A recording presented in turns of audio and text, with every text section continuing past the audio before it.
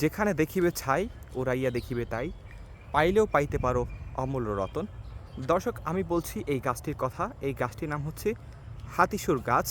এই গাছের পুষ্পদণ্ডটি দেখতে অনেকটা বাঁকানো সুরের মতো এবং ফুলটি হাতির দাঁতের মতো সাদা হয়ে থাকে।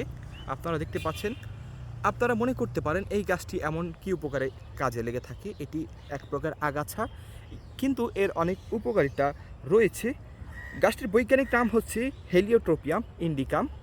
এই গাছটি হচ্ছে কোনো বিষাক্ত পোকা যদি আপনার শরীরে কামড় দেয়, ফুলে গেলে, সে স্থান জ্বালাপড়া করলে এই উদ্ভিদের পাতা বেটে রস লাগালে কিন্তু উপকার পাওয়া যায়।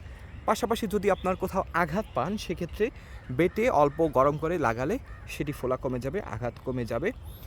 সর্দি ঠান্ডা লাগলে সেক্ষেত্রেও হাতিসুরের পাতা ছেঁচে 2 চামচ পরিমাণ রস খেলে সর্দি ভালো হয়ে যাবে। এছাড়া দাঁতের মাড়ি ফোলা রোগে আক্রান্ত হলে বা ব্রণ হলে, দাগ হয়ে গেলে, আপনার ব্রণ একনি রিমুভ করার ক্ষেত্রে এই হাতিসুরের পাতা খুব উপকারে লাগে, খুব কাজে লাগে।